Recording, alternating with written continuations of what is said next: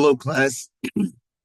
So today we are going through chapter 8, the joints, the joints, elbow, shoulder, glenohumeral joint, the knee, very important joint. But did you know you have joints in your skull? Yes. Synarthrosis, joints that don't move. So today we are talking about the joints movement in the body. Right, let's go. So what do joints do? And I think everybody kind of has an idea. Um, Joint basically is two different bones linked together. Now we think of joint, we think of the knee, we think of the elbow, we think of the shoulder, we think of the hips, the femur, um, the acromion. So we think of those uh, bones coming together. But there's also joints. Remember, you have bones in your finger, multiple bones in your finger. Those are joints in between each bone of your finger. You have joints in the skull, the bones in the skull. You have joints, different parts of the body between um, the bones in the feet, obviously, the ankle, joints. Some can move, some may not move, right? So a joint is just two bones coming together. Joints generally allow for movement, but there are joints that don't have movement. Joints provide stability, right? It's very stable. Some are very stable. Some are not as stable, but they're stabilized by things like tendons, ligaments, um, uh, um, cartilage. We'll talk about all of those. And then joints allow long bones to lengthen.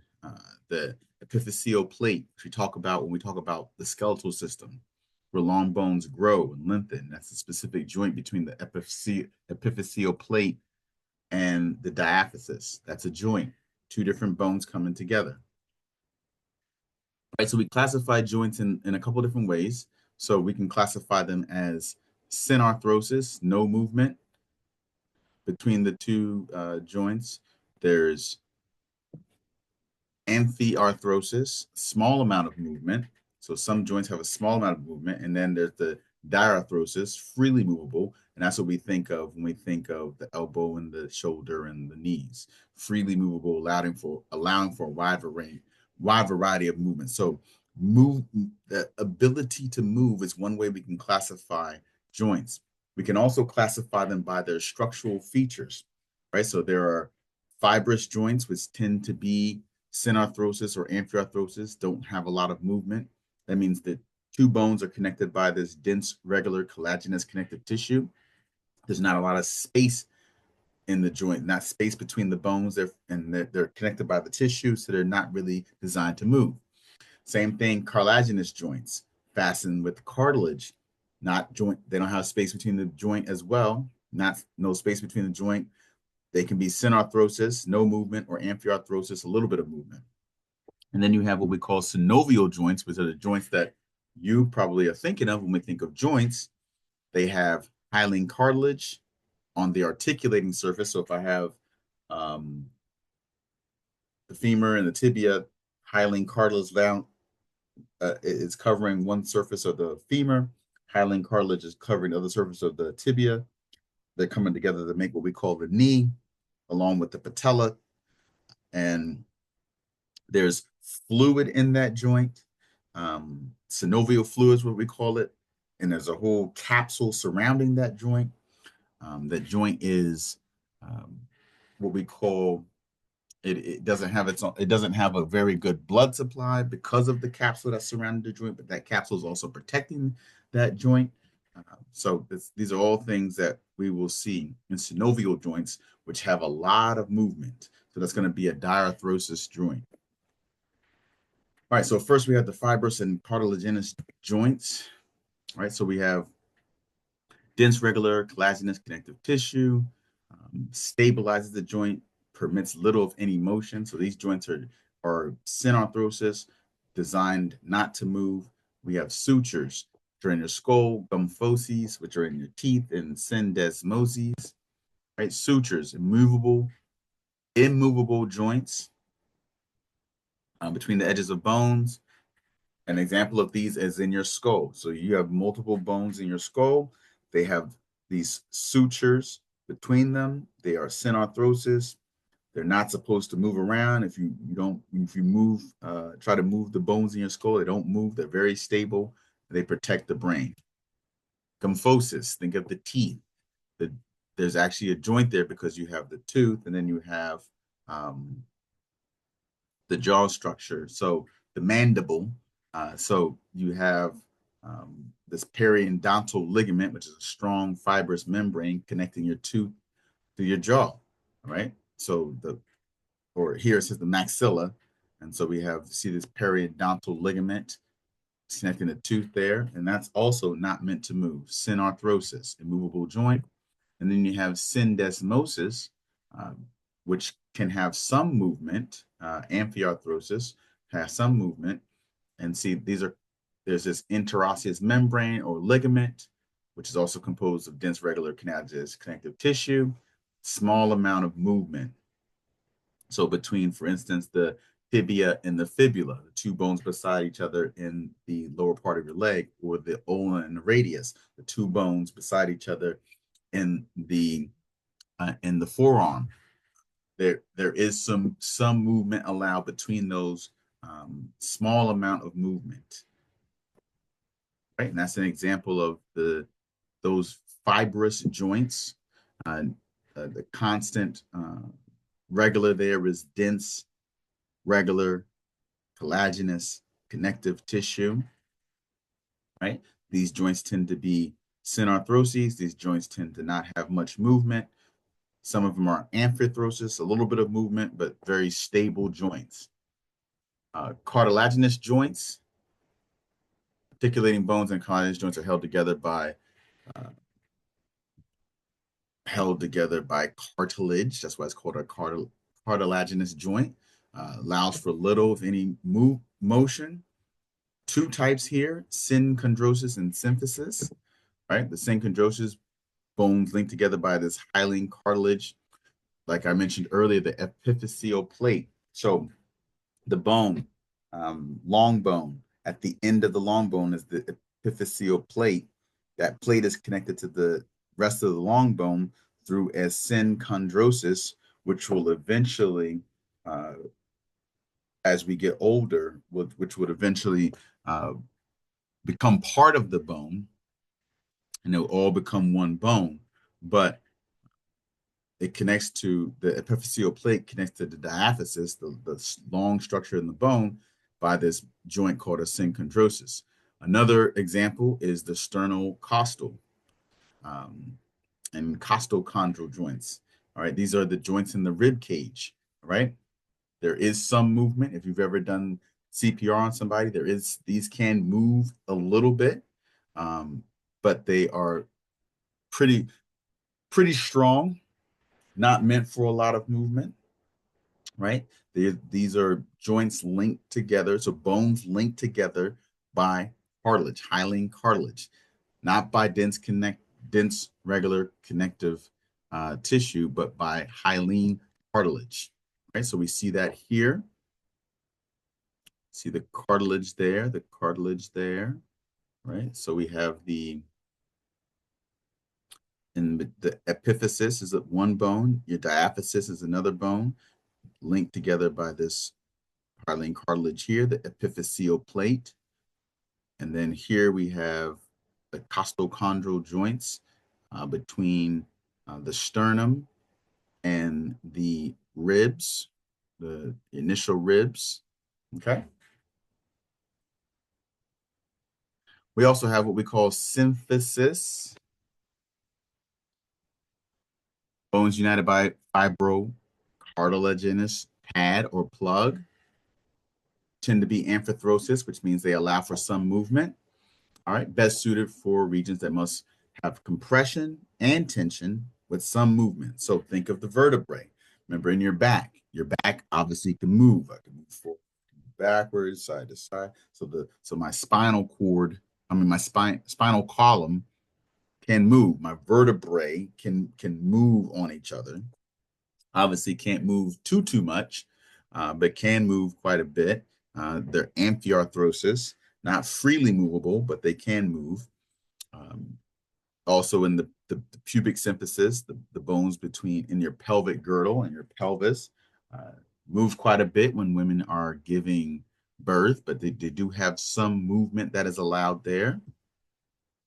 But think of the symphysis as there is a cartilage pad, a fibrocartilaginous pad or plug in the joint. So the intervertebral disc would be that fibrocartilaginous pad, the intervertebral disc, right? And then here we have the hips, we have the pubic symphysis connecting your pubic bones. Epiphyseal plate fractures are a big problem. If a child's long bone um, breaks, there, if it breaks at the epiphyseal plate, that could be a really big problem because that's where the bone grows from. Remember, the bone lengthens from the ends, not from the middle, from the end. So your epiphyseal plate breaks, then that could cause deformity. It could cause a stunt in that growth of that limb. So if the femur epiphyseal plate breaks, that leg could end up being shorter than the other leg. Also could cause problems like arthritis and things like that happening. So we want to protect that epiphyseal plate. Now, structure of synovial joints. Here we have, synovial joints, we think of freely moving joints. So synovial joints have this joint cavity, right? Think of the part where the bones come together. So surrounding that is this synovial cavity, joint cavity, space between the articulating bones. So articulating two bones that come together, that articulate, come together and move upon each other. And you have a cavity that surrounds that. This articular capsule is double layered. Looks like a lot of the membranes that we've talked about in this anatomy and physiology class. You have an outer fibrous layer, which helps connect those two bones that are coming together for that joint. It also protects the joint from outside forces. You don't want some of the things that are circulating in the body to get into the joint because they can cause joint to damage. So it's protecting the joint. Doesn't even allow blood to get in the joint as well. These blood could carry with it some things that are not good for the joint. So blood is not allowed to get into the joint. So you have this outer fibrous layer, which keeps the joint from being pulled apart, but also protects the joint. An inner synovial membrane. So it's two layers of this articular capsule. With that inner layer secretes synovial fluid, which helps provide the necessary nutrients because everything in the body still needs oxygen, still needs nutrients to be able to survive.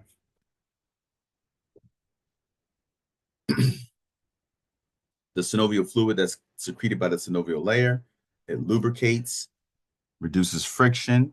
We want reduced friction in the joint. We want that joint to move for many, many years, reduce friction. That synovial fluid helps transport nutrients. Remember, the joint does not have a good, these synovial joints do not have good blood supply because blood vessels are kept outside of the joint. Also, if you think about it, if blood vessels were in the joint, were inside where the joint is moving, the blood vessels gets trapped in there. Those blood vessels could break in there because of the movement of the joint. So it's good that the blood vessels are kept outside of the cavity that holds the joint. So nutrients need to be transported into the joint. You still have cartilage in the joint. You still have bone in the joint. You still have ligaments, tendons in the joint. So they need nutrients. So the synovial fluid helps transport that in there, and then also helps reduce shock. The synovial fluid can help reduce shock. Anytime. So you can test this on your own. If you jump up and down on the ground, it's hard. You can feel it in your body, but you jump up and down in the pool and you feel a difference. So that's what's happening in your joints with the synovial fluid, it's absorbing some of the shock. It's less shocking to jump up and down in a pool versus to jump up and down just on concrete, for instance. Okay. Articular cartilage is a thin layer of hyaline cartilage, covers and all exposed articulating bones in a joint. So, a joint, another word for a joint is called an articulation, right? Two bones coming together, moving about each other.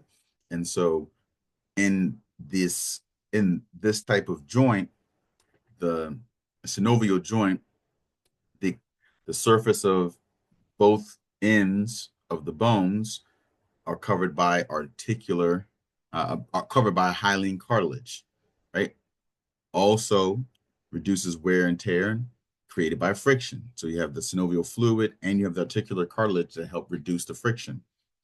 This is also avascular because it's within the capsule. It's covered by this capsule. So it relies on synovial fluid for oxygen and nutrients. There is adipose tissue, nerves, and other blood vessels that are associated with the synovial joint and become part of it, okay? That are surrounding it, that are helping give it a blood supply on the outside, but it's protected from those arteries and veins on the inside by having this capsule here, and that's what it looks like. So this is your knee, for instance. There is this articular capsule surrounding your knee, providing it with synovial fluid, has articular cartilage. It is protected so that your knee can move freely, not break any blood vessels, but still get the nutrients, still get the things from your body that it needs, reduce friction, all those kinds of things. All right, so stabilizing and supporting factors. Synovial joints allow for more mobility, but less stability, right? So they can move more. Obviously, the knee, the shoulder, they can the hip, they can move more, but they're less stable on their own. So they need things like ligaments, which ligaments connect bones to bones. So you have the anterior cruciate ligament, everybody's probably heard of.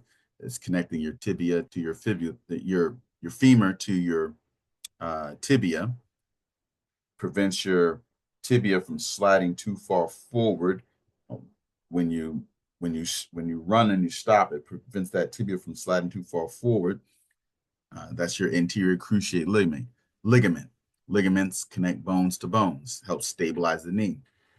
Tendons connect muscles to bone. They are dense, regular, collagenous connective tissue, and they can connect muscle to bone.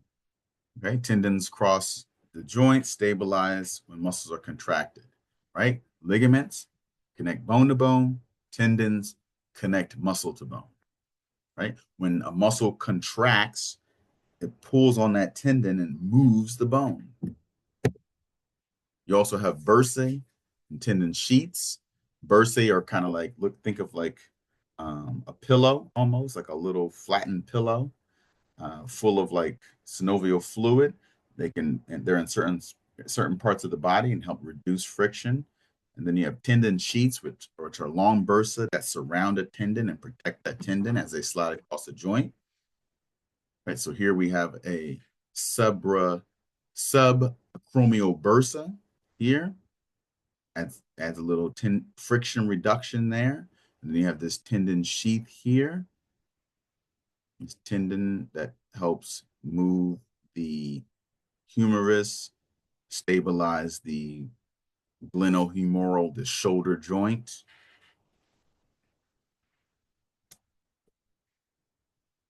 Obviously, people know that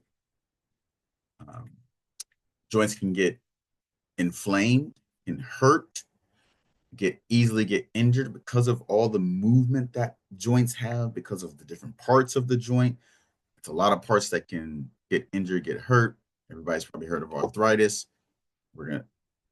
That's something that is important, which is mentioned in this chapter. But here we're talking about bursitis, inflammation specifically of the bursa. Can happen by a fall, can happen by repetitive motion, can happen by inflammatory disease. The bursa gets inflamed. Now you have pain in that area. The bursa is supposed to be reducing the friction, but now it's causing pain. Once it gets inflamed, and we want to rest, we want to ice, we want to compress. The RICE method: rest, ice, compress, elevate. You can also take medication for the pain to help reduce it. Arthritis, inflammation of one or more joints, also painful. That's when that can happen from wear and tear in the joints, osteoarthritis. It can happen from autoimmune disease, rheumatoid arthritis. It can also happen from gout, um, inflammatory reaction to uric acid, crystal deposits, which happen a lot of times in the big toe, which can cause arthritis. But arthritis is just inflammation in the joint, pain in the joint, and it can limit movement and cause problems, especially as we get older.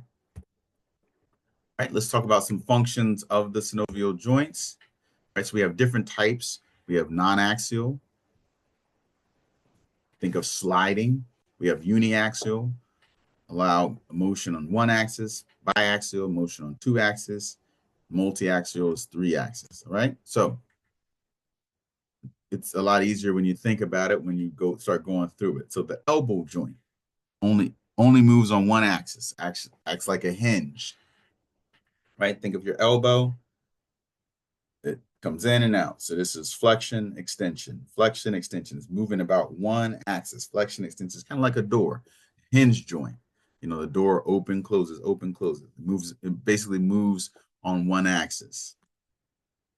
We have metacarpophalangeal joints, your fingers. They're biaxial, right? So they can move this way like a hinge, but they can also move this way, spread apart, right? So they can move on two different axes. So this way or this way, right? So biaxial.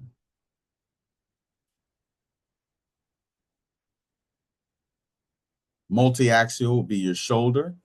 You can move hinge this way. I can move this way.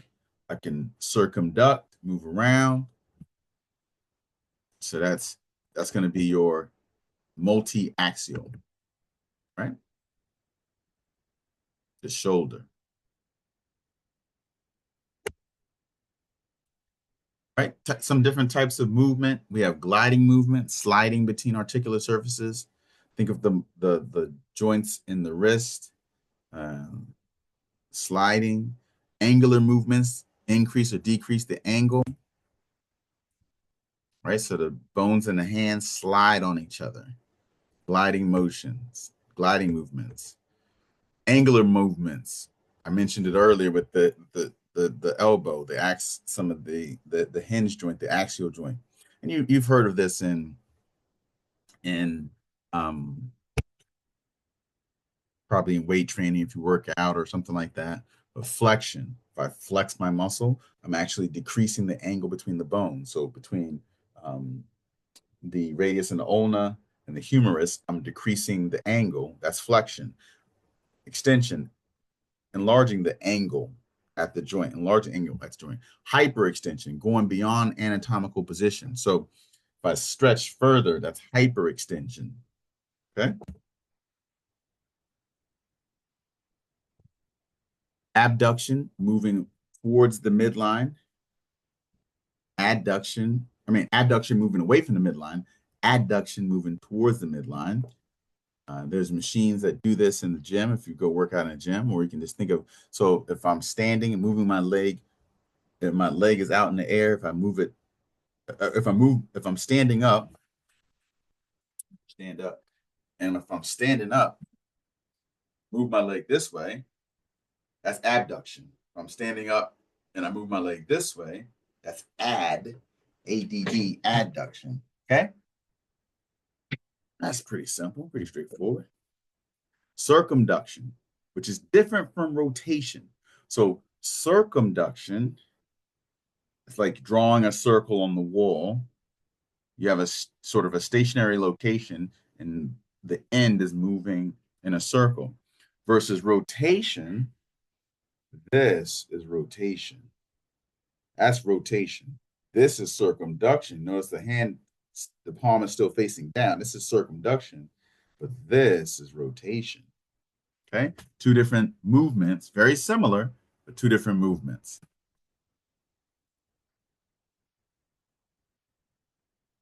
The head also rotates. It's a good example. This movement, internal, external rotation, internal towards the midline, external, away from the midline. And then we can get to some tricky stuff, some dorsiflexion. Those of you whoever did ballet or dance, I used to dance when I was young. I used to, I still dance a little bit, but I used to dance more when I was young. But dorsiflexion, so so if you think of your foot, bringing it up, bringing, flexing the foot. Plantar flexion is plantar flexion, pointing the toe. Supination and pronation. Supination, rolling the hand. If I'm standing here, anatomical position, rolling, coming out, supination, coming in, pronation, out and in. And those are very similar. Those are rotations, but we specifically call those supination and pronation. Range of motion, right? So this is something that the doctor, those of you who are who want to get into physical therapy, those of you who want to be medical doctors, especially in orthopedics, for instance, range of motion is going to be very important. How the joint move from relaxed state to full flexion. So full flexion, for instance, how far can you go? Right? And then return to a fully extended state. How far does it extend? You can measure the angle, how many degrees it goes in and it goes all the way out. That will be your range of motion. So we want to measure that, especially after an injury, especially after a surgery.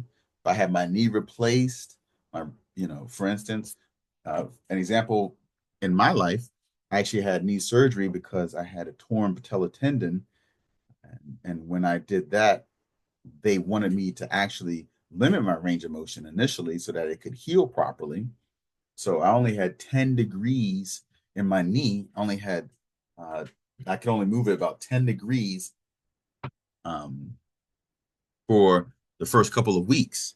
That was my range of motion, was like 10 degrees. And then there was a special brace on my knee, and they eventually increased the range of motion over the next couple of weeks and slowly allowed me to be able to go further and further with my range of motion.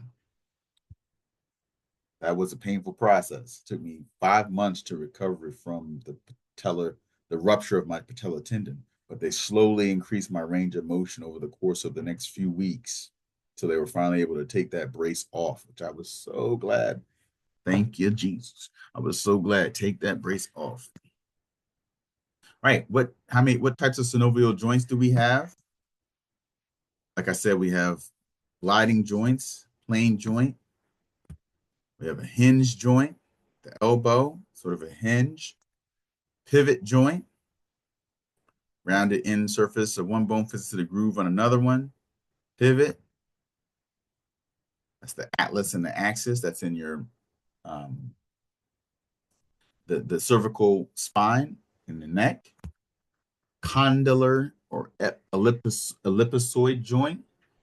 Okay, this is between your fingers, your phalanges and metacarpals. Allow for some movement. Convex surface of one bone fits into a shallow concave articular surface of a second bone. Saddle joint. Right? Think of the thumb. Saddle joint has some different type of movement. Ball and socket. Think of that shoulder and that one that can move a whole bunch. Ball and socket joint. A ball fits into a socket.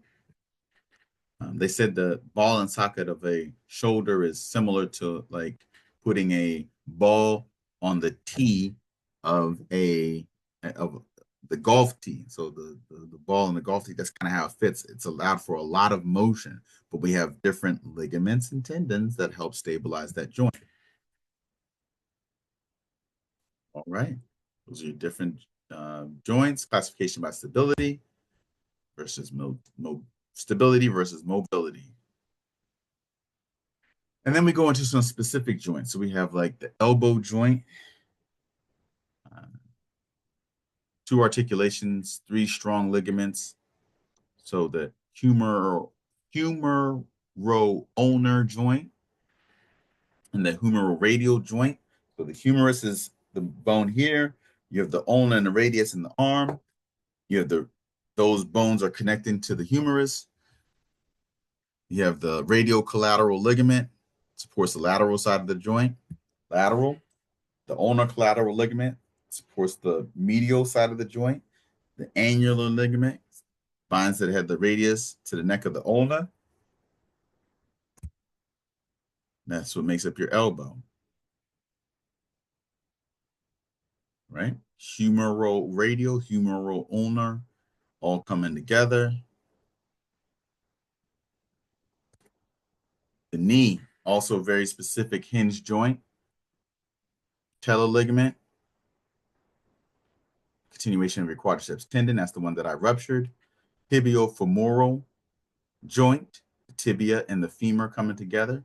Patellofemoral joint, patella, the bone, is a bone, and the femur coming together. You have the medial and lateral meniscus, which provide shock absorption, two pads sort of in the joint. Tibial collateral ligament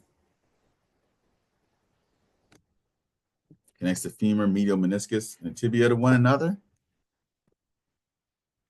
That's your knee joint, a lot of different parts.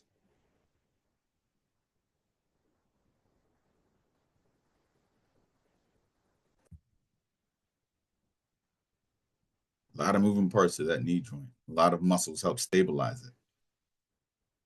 You can feel them all when you do those squats. You can feel those knees. Shoulder, we mentioned the glenohumeral joint.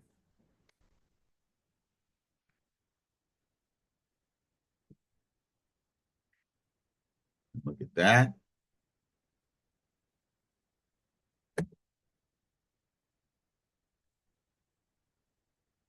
If you ever dislocated your shoulder, painful, painful, painful. No bueno.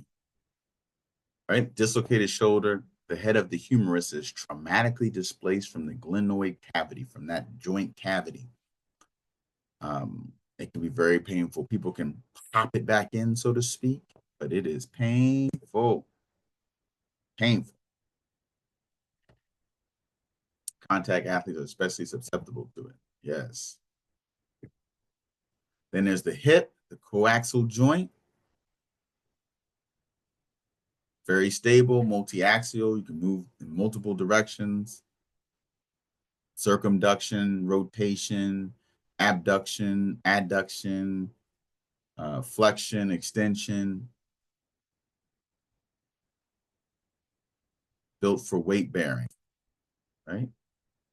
It's the big femur. Connected to your pubic bone, your iliac. It's your hip. Joint replacement is another. That technology has gotten way better. They can go in and replace the end of the femur and the socket for the hip joint. They can do knee replacements. Very severe arthritis or trauma will cause them to do this.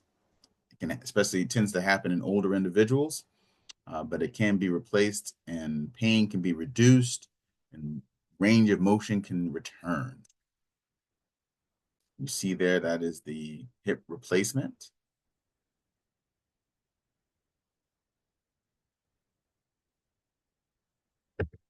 That's it. Thank you for watching.